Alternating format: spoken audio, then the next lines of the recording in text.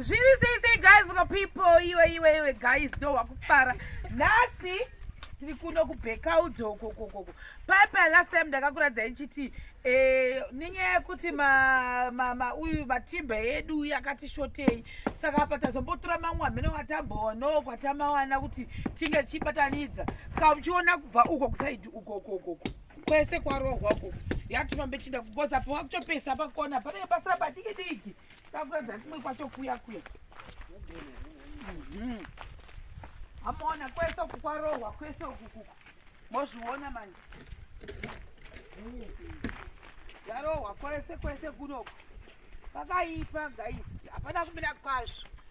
Uku last time takatakurova kakwese ukuku. Takurova zvakare nhasi. Sabva makuseni. Kwachaza nekokoko zvakare. Kwese kwakaoma uku. Mozviona manje. Kwakaoma kwese uku.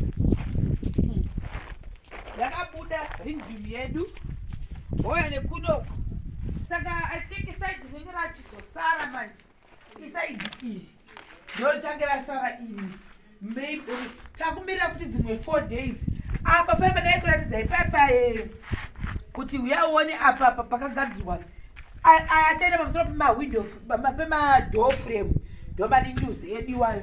Then apa pandaitoti iri saidi usanyanya kuriratidza chi rakashata. Inini guys, I don't understand why kazhinji kachona. Ndimoona even ndinoda kutadza vanhu vakanatso ndinakira. Ndio ataiti imba ine yakashandiswa combination yemafabric uyapa paone. Mafabric sai.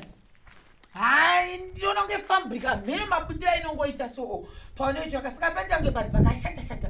It's more like hamusi kuita neat job yeti mune kuita neat job. Mafabrics. Handiofa uya kunoko. Uya kusaidi kunoko. Kodi kunoko. Saka wachiona iriwo imwe type wemabricks but yakabva kusaidi kuHarare.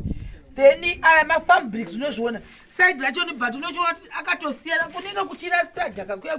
Koita ngokuri kupushirwa but kuya kusiri kutombopushirwa. Wauya kunoko. Hanozviona manje. Wauya kuno todai yakusaidi kunoko. Saka ndimoona kuti kuita mavideo kwakanaka futi time. Musi uya patikaita video. Client yedu yakabva yazonosa kuti panapa hapana door frame. Ndobva atozondibata akati ko apa hapana door frame sei. Tikati no, ndo zviripo paplan. Saka tiri kutedza zvipaplan. Akati no, handisi kuda because everyone akanga achitipakiswa sliding door no slider nonzwayo. Saka akati no, handisi kuda sliding. Isai door frame. The good part of doing my videos panauti kana tiri pama projects evanhu. Saka pana panofanira kuti oya door frame. Akati sliding haasi kurida. Ndo zvanga zviripo paplan. Saka akakanzila sliding pakuswa door frame. Ndo zviripo. Mwaona napabatani ari kumusoro koko. Kuri kurohwa. Saka kwese kuno kwachirohwa ring beam. Mese master bedroom medu muya.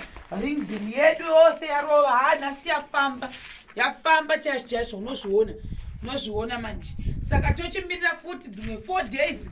Kufront takamirira 4 days. Apa tomirira futi 4 days. But danda iyi hatisi kuribvisa. Rine kwarotombogarapo rakadai because veranda ndotoda kuti isazoti affecta ndirikini redu apa pakaiswa apa handiti. Uya kusaidi kuno kuchona. Kuno ndokuri kusanganisirwa mukuona mwana uyu vari kutosanganisirwa.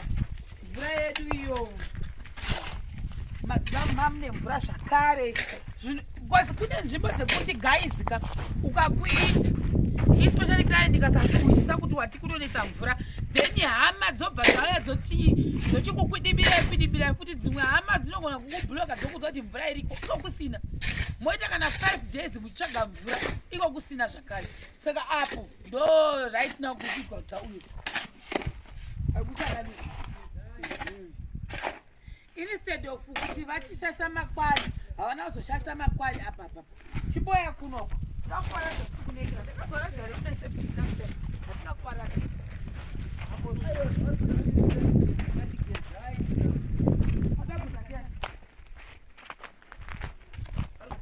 Sa ivo vakazonotsvaga substitute of makwari stones vakatanga kushandisa apa.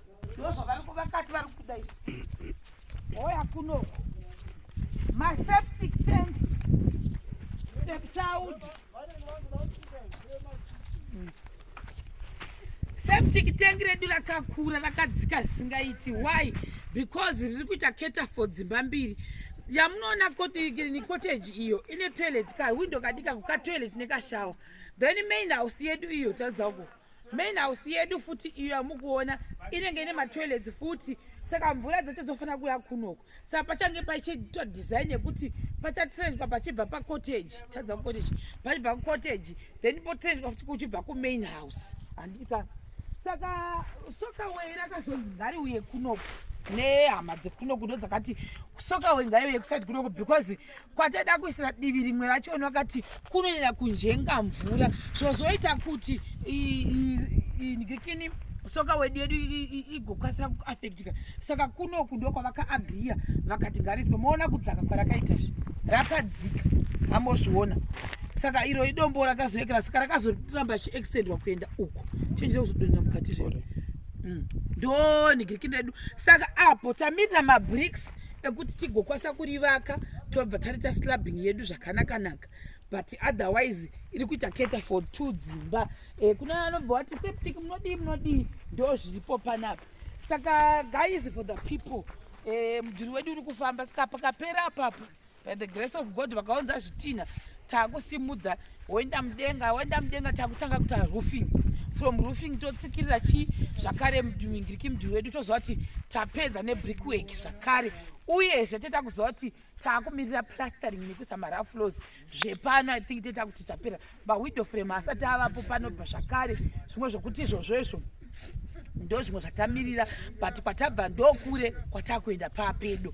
Septic redu manje pamwe zvikata zvakanaka tine tarivaka zvakare totoisa apo chadiwa mazitombo makuru chaiyo ekuisa mungikini umu. It seems as if futa pasati mazitombo acho ekuisa muSokaway amozviona. Saka ndizvozvo guys, for the people tiri kuno kumondoro vadatwa maprojects varinga vachiti ana sister chero uya kwedu chichichi tiripo guys. Team dzinenge dziri pastandby dziripo hobo munondibata then kana makangoronga zvinhu zvenyu totoita plan amozviona. Bye bye.